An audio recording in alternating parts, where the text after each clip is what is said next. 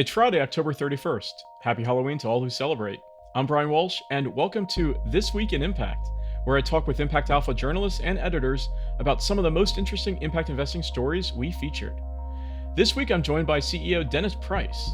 We'll discuss what was top of mind among innovators and investors at this week's SOCAP conference in San Francisco, plus how community lenders are building rare bipartisan support to salvage gains for low-income communities.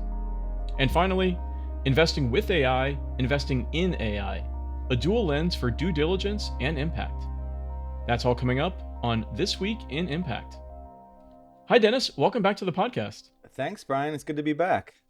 It's great to have you. Now, you and several members of the ImpactAlpha team were in San Francisco this week for the annual SOCAP conference, the major gathering of impact investing professionals, both innovators and investors. So what was the vibe this year? The vibe was surprisingly good, Brian. Like you said, the team was out in force. I think the ImpactAlpha team moderated some 6 panels, the opening session for each track. We were demoing Impact Space, our new database that's helping GPs identify their next LP. The conference was well attended. It was a little more consolidated this year, very intentionally. I think there was some 1,800 people showed up. But the vibe was surprisingly good given the circumstances. If you look at what the Trump administration's doing, very specifically in sectors and regions and areas where this group of folks is very active. Global aid being sort of cut back, the CDFI, sort of the tax on the community lenders here in the U.S., which we'll come to. But there was some sense of resilience and resistance, but a bit of a mobilization, I would say. I mean, I think people don't like being told what to do, especially folks that are thinking about investing their own capital. So I think folks were digging in.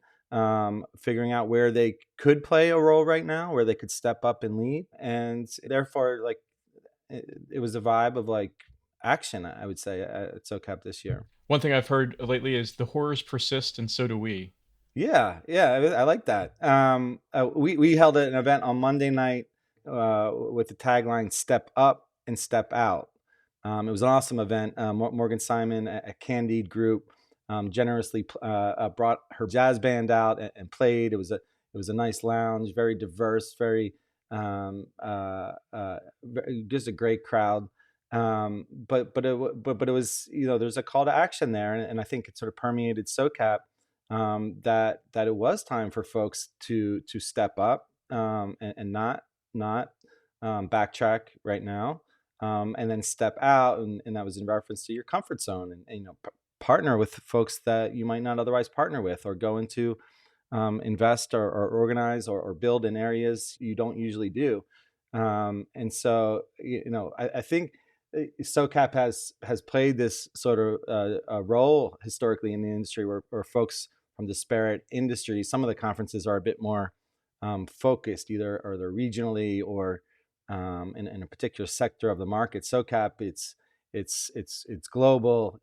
It's entrepreneurs, it's investors, it's allocators, and I think people enjoyed coming together and figuring out what we could do in this moment.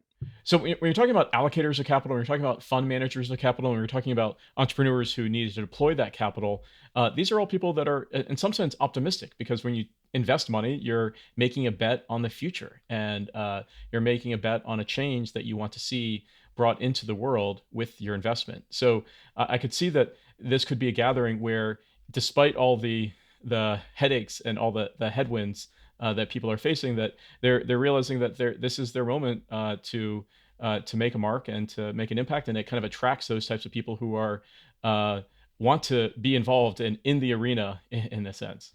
Absolutely. I mean, it's certainly a sense of responsibility, I would say, in terms of having assets to invest, and then folks taking those investments, finding the highest impact use of those investments. So certainly that. I also think, as things are, as there's a level of actual destruction going on here, just take global aid, for example, there's also an opportunity to rebuild. I think folks at this conference, and this has sort of been a theme this year, folks at this conference weren't satisfied with the status quo as it was, the economy or the distribution of resources, and came into this space originally for that purpose. The opportunity there has only gotten stronger. And so I think folks are doubling down. Stephen DeBerry, a VC at Bronze, was calling on impact investors to claim the role of impact investors. What's wrong with, he said, what's wrong with loving our society, taking care of our planet, and caring for each other? Morgan, both at our event and on stage on a panel with David, entitled "How We Survive the Next 4 Years," is saying, the administration is defunding things left and right, and as investors and allocators, we can fund those things. To some degree, obviously there's going to be gaps, but that, she said, effectively they're writing an agenda for us, as in where we can deploy our capital. I was on a panel with Amit Bori of the Global Impact Investing Network. He was saying in his latest survey, State of the Market survey, the GIN State of the Market survey, that institutions are the biggest new source of capital for impact investing. So pension funds, for example, and these are long-term investors that have long-term goals very aligned with their pensioners.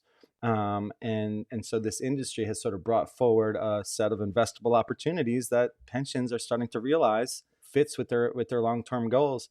But I asked them, what do impact investors offer in this moment? I mean, leadership and stepping up is one thing, but like the actual practice of impact investing. He said things like a focus on outcomes. So if you're, society is and financial markets are looking around and saying, there's, attacks on underserved communities or on the education system, that these investors have figured out how to think about outcomes alongside of their returns. Things like new ways to analyze risk and bias in the market. These are things that have been building for the last decades. How to spot overlooked opportunities or invest in underserved markets. These are all things, you look at elections around the world, people are not satisfied, and they're calling for this renewal in a sense. And this group is positioned to do that. And you've been going to SOCAP for many years now. So what was different this year from all the years past? Well, one thing, and I know SOCAP has put a lot of work into doing, is there were a lot of allocators there alongside of fund managers. So there was a lot of deal making going on. And again, I think we were sort of out ahead of this trend last week or 2 weeks ago, with our calling sort of a surprising resurgence in impact first investing, particularly among family offices, and they were out in force. And some of them were at the conference, some of them were on the sides, a meeting outside with folks. I know Wes, World Education Services, which has become a prominent impact investor, held a meeting of their portfolio the day before, and allocators were in town for that. On the tail end of SOCAP, C3, the Catalytic Capital Consortium, held a meeting of allocators. So folks were, intentionally holding meetings on the sides of SOCAP, and that, I think, permeated inside the conference. And so I think that was welcomed by the fund managers, and it was good to see this idea of stepping up in the moment. All right. Well, you can read more coverage about this year's SOCAP conference on ImpactAlpha.com. Later on, we'll discuss how investors are both investing in responsible AI itself and using AI to have an impact in other sectors. But for now, we'll take a quick break. When we come back, how community lenders are experiencing that rare feat in today's Washington: bipartisan support. Sign up for Impact Alpha's free weekly newsletter, Impact Alpha Open, a crisp, expert-curated investment briefing that lifts up people, data, tools, trends, and job opportunities to help you stay ahead of the curve. Find the alpha in impact. Visit impactalpha.com/open to learn more. It's being called the biggest show of Republican support pushing back on the Trump administration on any issue in the first 10 months of its second term. So what is this rare display of bipartisan support for? Community lending. More than 100 Republican House and Senate leaders sent a letter to Treasury Secretary Scott Bessent late last week, voicing concern about cuts to the Community Development Financial Institution, or CDFI fund, of the U.S. Treasury, which provides hundreds of millions of dollars each year to support community lending across the U.S. So, Dennis, our Amy Cortese and Rudy Sonatas were in DC last week for the Opportunity Finance Network Conference, which brought together thousands of community lending professionals. So, why are some Republicans joining Democrats in supporting this federal support for community lending? Yeah, Brian, the Opportunity Finance Network conference happened to take place last week, and happened to take place as the CDFI fund of the Treasury Department is again under attack by the Trump administration. So the latest round of attacks has taken place during the government shutdown that we're all experiencing. The president had issued an executive order when he first came into office, trying to shut the fund, and received similar bipartisan pushback. Later, the budget was zeroed out by the Department of Government Efficiency in the sort of round of cuts that came at the beginning of the administration. And now, during the government shutdown, the entire staff of the CDFI fund was summarily fired. And so, why is there bipartisan support pushing back against this? Because it fuels local economies in red states, in blue states, in urban areas, in rural areas. Republicans know this.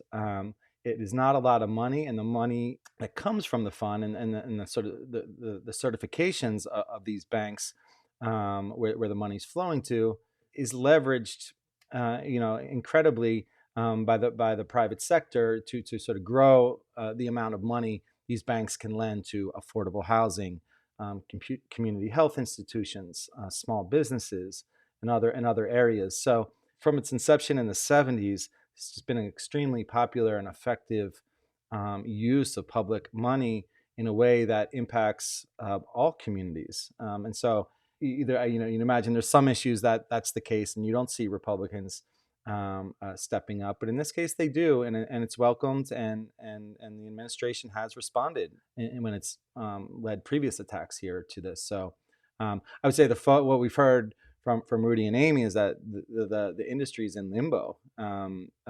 Yes, there's bipartisan pushback, but this is just one of many areas where these communities are under attack, whether it's in Medicaid or education funding. So cutting lines of credit to small businesses, and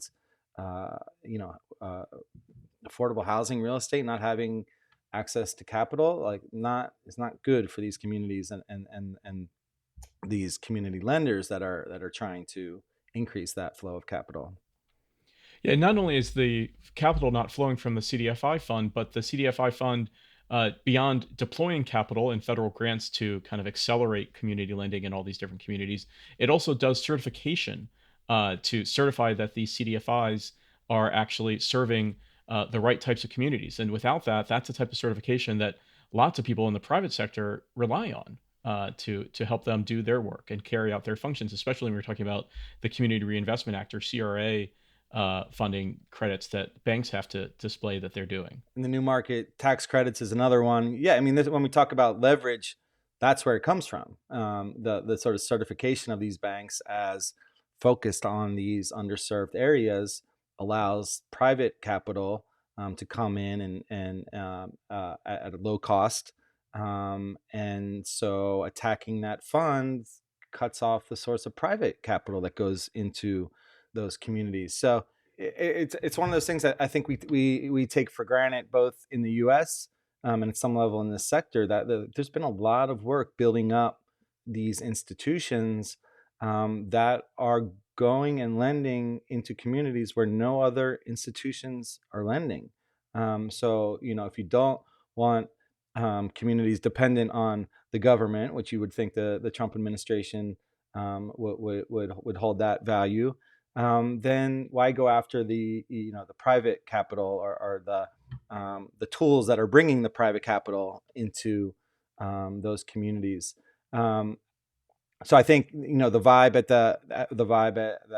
OFN, the Opportunity Finance Network conference, is as the public sector leans out, where can folks lean in? And so, for example, in Richmond, Virginia, there's a CDFI called Lotus that has created something called the Community Investment Guarantee Pool, which is a national level vehicle that backstops other CDFIs and provides credit enhancement there, and that receives support philanthropically and from other funders. So there are tools out there that this community is trying to mobilize, regardless of the attacks from the federal government, but even more so now to as a way to do something in this moment. All right. Well, you can read Amy and Rudy's piece on the Opportunity Finance Network conference and community lending under assault, though with bipartisan support, on ImpactAlpha.com. There's also a link in our show notes. But for now, we'll take one more quick break. When we come back, applying a dual lens for impact investing in AI. Finally, Dennis, we had a guest post this week from Paul Fellinger, the Director of Policy, Governance Innovation, and Impact at Project Liberty Institute, a VC-focused affiliate at Harvard University. Paul notes that AI is positioned to account for more than half of all the VC money invested in 2025. Yet while capital is flowing at scale, frameworks to guide responsible and impactful investment are still nascent. And a survey from earlier this year found that 3 out of 4 LPs are concerned about systemic risks AI poses across their GP portfolios. So Dennis, why are LPs spooked about these systemic risks? I think we're all at this point aware of the sort of race for AI that's going on. We're seeing, everyone's got ChatGPT in their pocket. We're seeing, humanoid robots on social media channels. The automation of automobiles. The race and acceleration and the pace of innovation and advancement in AI is somewhat unprecedented. And a lot of people think it's moving way too quickly, and that the opportunity to align the development of artificial intelligence with the interest of humanity is slipping away. And one place that's playing out is at the LP or allocator or universal owners of capital segment of the economy, folks that are pension funds and sovereign wealth funds that are invested across the economy, have exposure to sort of downside risk in AI and climate and other areas. And so it's interesting that this group are sort of calling on the private capital markets to be thinking about this more rigorously. And so in our space, in the impact investing world, you kind of like to see LPs organize around these things because they have power in the market. It's their money. They're choosing where to invest. So what Paul's laying out here, and he's been working with a group called Reframe Venture, formerly Venture ESG, who's been a nice partner for ImpactAlpha, Impact VC, which is an outfit that's been spun out of Better Society Capital in the UK, and then this Project Liberty Institute, which is an affiliate of Harvard, are taking action to help GPs consider the various risks and opportunity with AI. Interestingly, at sort of the behest of the LPs, but what they've laid out here in this post on ImpactAlpha really helps us think about the investable opportunities in AI to drive more alignment with things like shared prosperity and other outcome areas. So I think it's, in reading this post, really helpful way to think about this market. And Dennis, Paul seems to be making the case for distinguishing between responsible investing in AI and responsible investing using AI. So tell me about the case he's making for each. Yeah. So what he's trying to say is he's sort of using the terminology, sort of the framework of any investment. He's talking about investment risk and opportunity, and particularly focused in at the due diligence level here, right? So what do GPs have to consider when making an investment? So he uses these phrases: investing with AI, and the distinction here, investing with AI is investing in solutions that to other problems like education issues and health issues, drug discovery, climate solutions. GPs that have existing theses already, and then are spotting ways AI can be used to accelerate those opportunities. So in this particular case, Paul's saying that GPs and fund managers have a new type of due diligence they need to consider if the solutions they're investing in are using AI. Things like model provenance, like what are the sources of the data in the AI models that they're using, oversight and safety issues. If you're investing in an AI enhanced tutor for children, is it safe? Is it going to be act responsibly? And then this increasing regulatory environment, are they in compliance with regulations in various jurisdictions? So these are all new things that investors need to consider. So that's investing with AI in solutions and theses that you already have.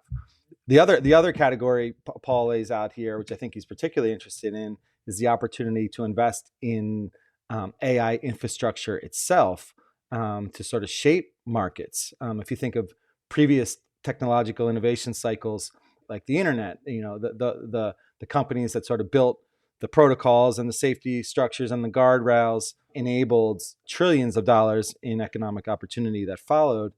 So that opportunity here is great, but doing it and finding the opportunities that create that infrastructure in a more responsible way, or in a way that's going to drive ultimate alignment with humanity, is both a challenge and the opportunity. So investing with AI is accelerating existing solutions. Investing in AI is shaping the underlying market for everything that follows. So that's all interesting, Dennis. But what's the takeaway here for impact investors? A couple things, and Paul lays these out in the piece. Like, AI is not a neutral enabler. It's actually changing the risk calculus in every sector. So whether you're investing in health or education or climate, you are going to come across solutions that are AI enabled, and your old due diligence is not going to suffice. So getting better at managing risk on AI. And the second one, and I think this is the investing in AI, it's really laying out a new investable impact thesis here, positioning the infrastructure, safety, agency of the market as investable. And I think that should excite investors, and excite impact investors in particular, but also a warning that if it's not them, it's going to be somebody else.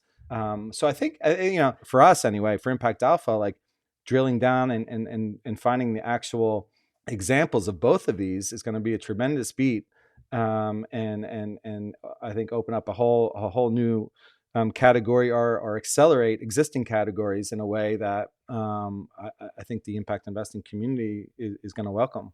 So whether or not you want it or ask for it, the AI revolution is here, and so you have to make amends with it and learn how to adjust to this new reality. I think that's exactly right. All right. Well, you can read Paul's full piece on impact investing in AI on ImpactAlpha.com. There's also a link in our show notes. But for now, that's going to do it for this episode of This Week in Impact. Thank you, Dennis. Thanks, Brian. Hope to be back soon. Yeah, it's great to have you. And thank you all for listening. This Week in Impact is a production of ImpactAlpha and part of the ImpactAlpha podcast network. Smart conversations by and for impact investing professionals. For exclusive stories and insights about the world of impact investing and sustainable finance, join thousands of other agents of impact by subscribing. Just go to ImpactAlpha.com/subscribe for full access. Thanks as always to our producer extraordinaire, Isaac Silk. I'm Brian Walsh, Managing Director of the impact advisory firm Human Nature. We'll see you next week for more Impact.